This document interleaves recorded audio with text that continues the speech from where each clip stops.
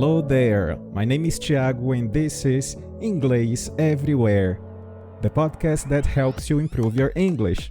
I want to invite you to join me every week to take you to the next level, listening to all kinds of content, stories, interviews, chats, and a lot more. Welcome to Inglês Everywhere. Olá, ouvintes do Inglês Everywhere. O episódio de hoje é sobre Ed Sheeran. E quem é que não conhece o grande fazedor de hits, que já gravou aí com muitos outros artistas, além de já ter participado também de muitos filmes.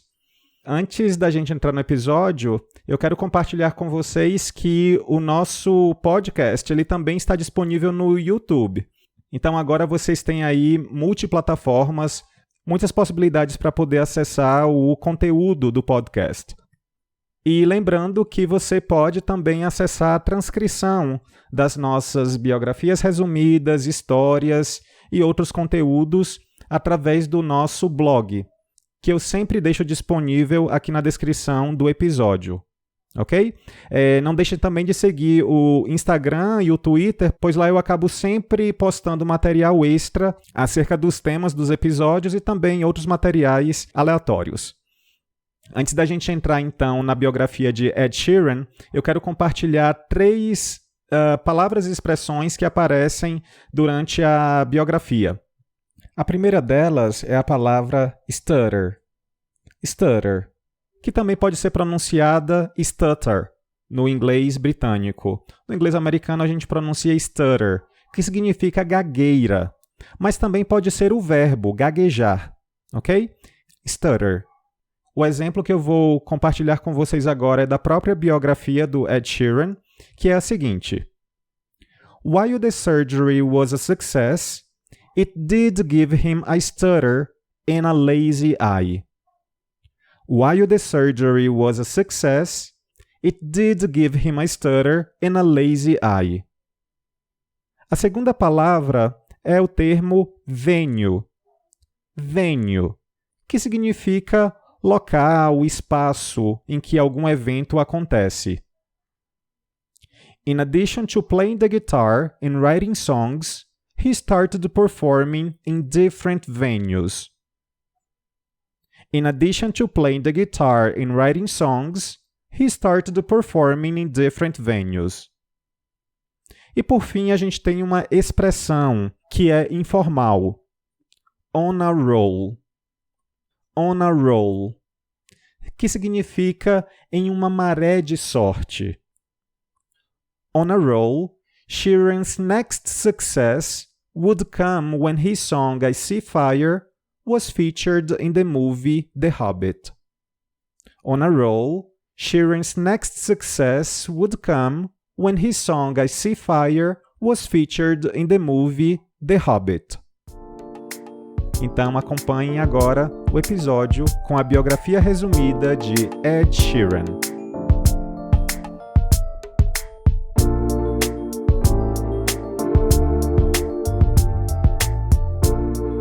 Edward Christopher Sheeran, better known as Ed Sheeran, was born in February 1991 in Halifax, West Yorkshire, in the United Kingdom. He had one older brother, and his parents were running an art consultancy at the time.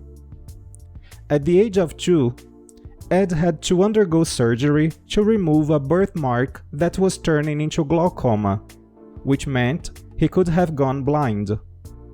While the surgery was a success, it did give him a stutter and a lazy eye. I was a very, very, very weird child. Very weird child.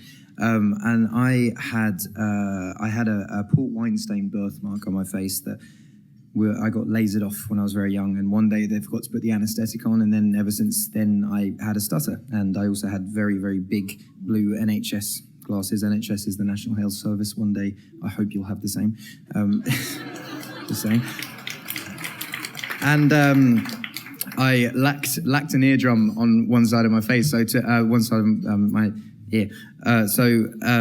Stuttering was actually the least of my problems when I went to school. But it was still quite a difficult thing. And the thing that I found most difficult about it was knowing what to say, but not really being able to express it in the right way. So I did different speech therapies and stuff, which wasn't very successful. I had homeopathy, which is like herbs and shit where you're drinking. It's all right. But I got heavily into music at a young age and got very, very into rap music. Eminem was the first album that my dad bought me. I remember my Uncle Jim told my dad that Eminem was the next Bob Dylan when I was... say what you want. It's pretty similar, but it's all storytelling. So my dad bought me the Marshall Mathers LP when I was 9 years old, not knowing what was on it, and let me listen to it. And I learned every word of it back to front by the age I was 10. And he raps very fast and very melodically and very percussively, and it helped me get rid of the stutter. And then from there, I just kind of carried on, did some music, and I'm here. But it's. I think the one thing I wanted to convey in my speech today for not so much the adults here, because I feel like the adults are fine. You're all sorted. Everyone here's got a lot of money and everyone's chilling. But more the kids that I hear that are going through the therapy, and I want to stress the point that it's not stuttering is not a thing you have to be worried about at all. And even if you have quirks and weirdness, you shouldn't be worried about that. I think the people that I went to school with were the most normal and were the coolest when we grew up. Like I was telling Emily earlier that one of the cool kids from school now does my plumbing. So that's a fact. That's a fact. So being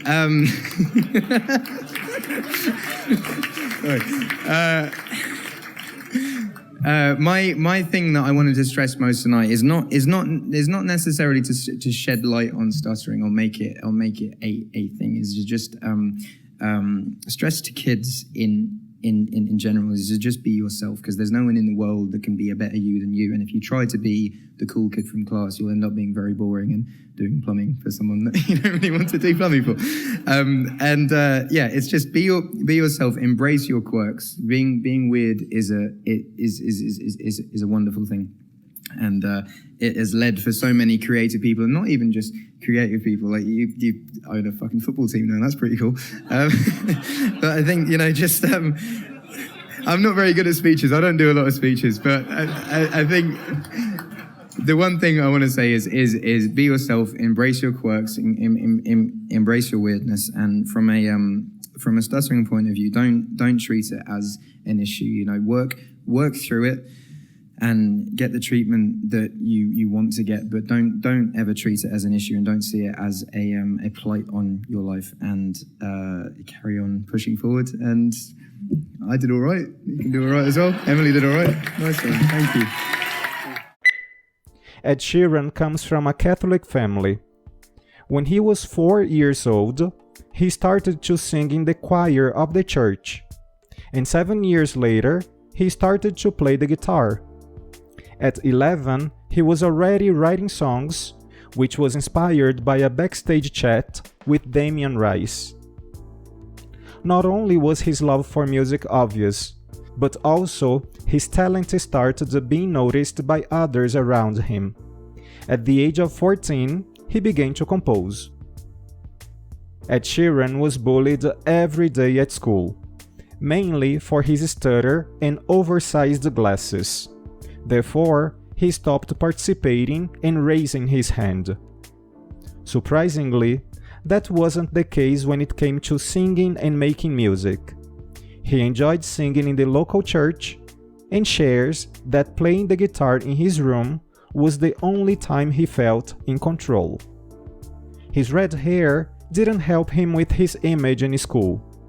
However, he realized early on that while ginger men aren't attractive, they do need to count on taking action if they want to make something happen. In addition, he shares it's what saved him as a musician. Ed knew music was his calling, and he had to do something about it. So in addition to playing the guitar and writing songs, he started performing in different venues. Soon, he had 12 shows in a week. Sheeran began recording music in 2004 and independently released his first collection of work, Spinning Man. He has been friends with fellow English singer Passenger since he was 15, with the two playing the same gig in Cambridge. He moved to London in 2008 and began playing in small venues. In 2008, he auditioned for the ITV series Britannia High. He also opened for Nislopi in Norwich in April 2008, after being one of their guitar technicians. He released another EP in 2009, You Need Me, just before going on tour with Just Jack. He also collaborated several times with Essex singer Ledra Chapman, including CeeLo Green's Fuck You. In February 2010, Sheeran posted a video through SBTV, and rapper Example invited Sheeran to tour with him. In the same month, he also released his critically acclaimed Loose Change EP, which featured his future debut single, The A-Team. In the autumn of 2009, Sheeran began studying music at the Academy of Contemporary Music as an undergraduate at the age 18, though it is not clear how long he remained at the college. Sheeran began to be seen by more people over the internet through YouTube, and his fan base expanded, with him also receiving praise from the independent newspaper and Elton John. He played a station session in St. Pancras International in June 2010. Sheeran also self-released two other EPs in 2010, Ed Sheeran, Live at Bedford, and Songs I Wrote with Amy, which is a collection of love songs he wrote in Wales with Amy Wedge. When in Los Angeles in 2010, he was also invited to perform at the Foxhole, a club run by actor Jamie Foxx.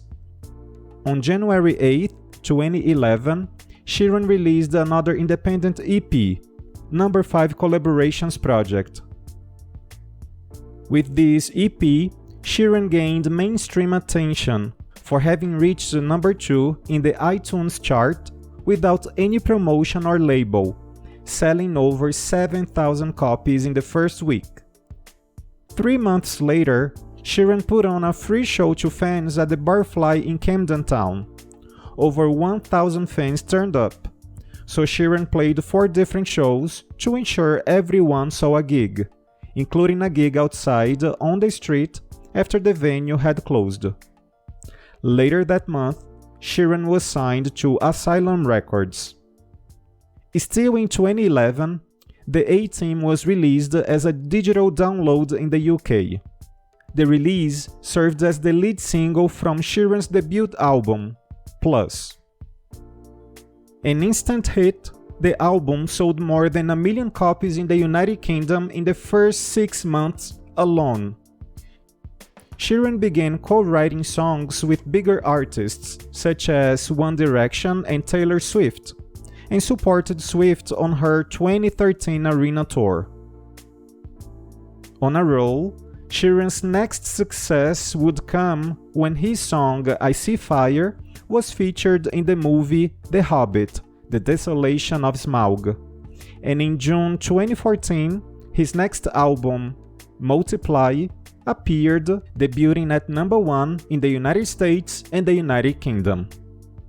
The project featured 3 top 10 singles, Don't, Photograph, and Thinking Out Loud, with the latter winning the Grammy for Song of the Year and Best Pop Solo Performance in 2016. In 2016, Sheeran took a break to work on his 3rd studio album, Divide. In January 2017, he released 2 singles from the album, Shape of You and Castle on the Hill, which debuted at number 1 and number 6 respectively on the Billboard Hot 100. Sheeran subsequently released Divide in March 2017 and announced a world tour. His new album broke a Spotify record for first-day album streams with 56.7 million listens in 24 hours. In late 2017, Sheeran released another hit with the love song Perfect, also released as a joint effort with Beyoncé, titled Perfect Duet. The original version hit number 1 on the Billboard Pop Songs and Adult Pop Songs charts in mid-January 2018. Later that month, Sheeran won 2 more Grammys for Best Pop Solo Performance for Shape of You and Best Pop Vocal Album for Divide. May 2019 brought the release of the Sheeran and Justin Bieber track I Don't Care, the first single from Sheeran's upcoming studio album, number 6 Collaborations project. An immediate success, I Don't Care established a new single-day streaming record for Spotify. The English hitmaker followed with the releases of Cross Me with Chance the Rapper and PNB Rock, and Beautiful People featuring Khalid, with number 6 ultimately producing 8 singles before picking up a Grammy nod for Best Pop Vocal Album.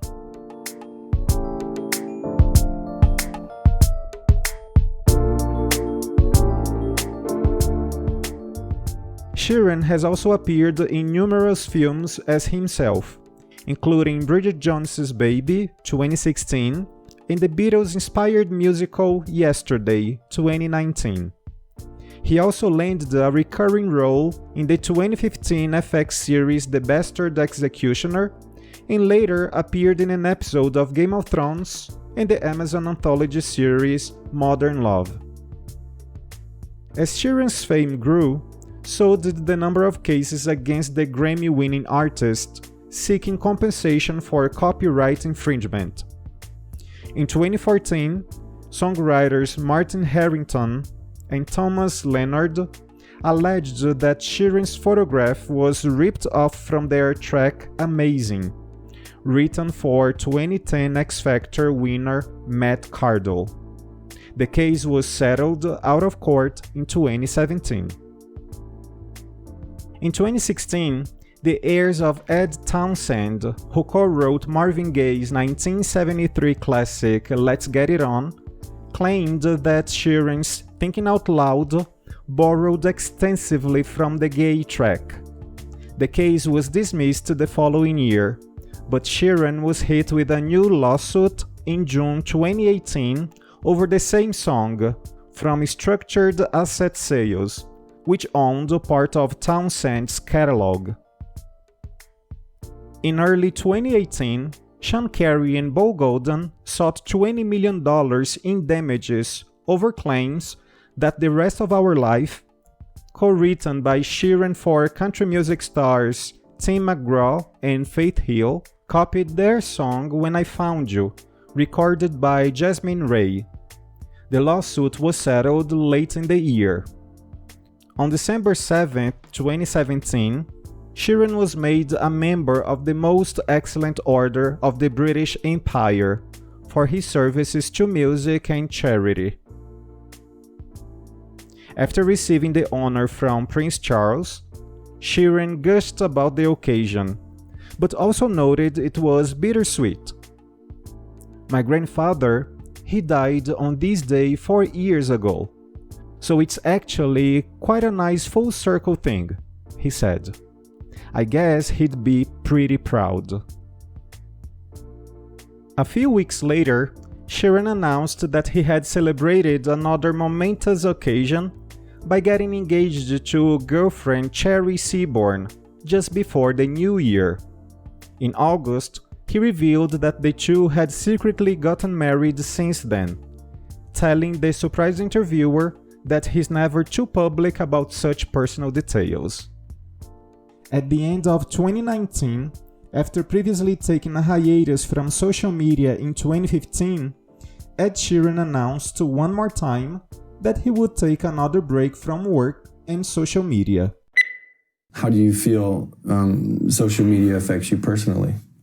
Social media is a weird one because it is my job to be on it and to keep up with the times and appeal to younger generations. But it's such a weird thing. Like, I was on my phone probably 19 hours of the day in 2015 and before that. Just constantly just flicking, posting. And it wasn't till the tour ended in 2015 where I was like, you know, I'm just going to try and live without my phone for a bit. There wasn't a like, oh, I need to get away from social media because it makes me sad kind of thing. But I was just like, oh, I just want to get away from my phone for a bit. I had like 1,500 contacts on my phone and people were texting the whole time, and it just felt a lot of like responsibility to either reply or meet up with them. And I was just like, you know, let me just get rid of it for a bit. And I'm going to enjoy my time off. I'm going to go traveling for a bit. And for like the first month, I was like, fuck, it just felt like a massive weight had been lifted. I was like, it seems stupid saying it, but I was at dinner with Cherry and actually talking to her, not being like, oh yeah, what? And I was like, oh, that's actually quite cool. Maybe I'll just carry on not having a phone. And then when I got back to releasing Divide and had to be back on social media, I got an iPad. And then went straight back to flicking, and you know, I was in cars waiting for interviews and flicking, and I'm on planes and I'm flicking, and it's just this constant connection to stuff that isn't here and now. And so when the tour ended, I just was like, fuck it, I don't need it anymore.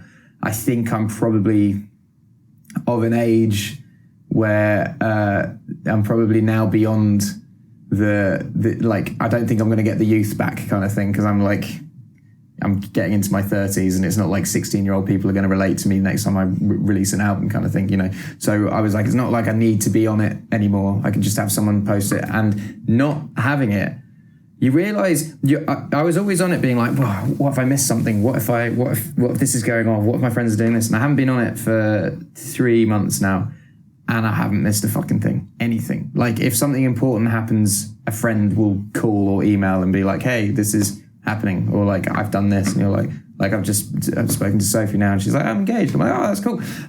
Rather than seeing something on social media and just being like, okay, cool, and flicking through it, there's no like connection to it. So being off it has been really good.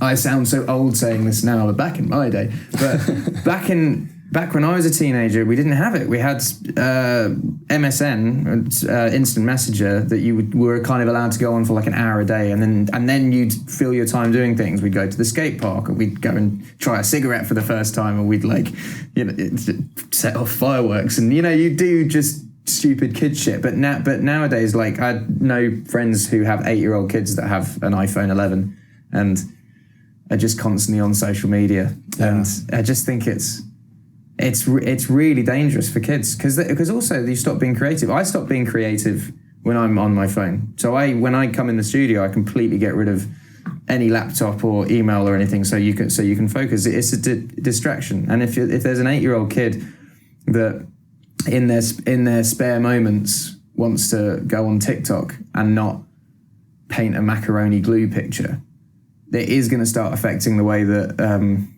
people are in the future. Thanks for listening. You can send me suggestions on Twitter, Instagram, or by voice message. Also, follow us on your favorite streaming platform to check out for the next episode. On ingleseverywherepodcast.wordpress.com, you can have some further information about our show episodes, including transcripts. See ya!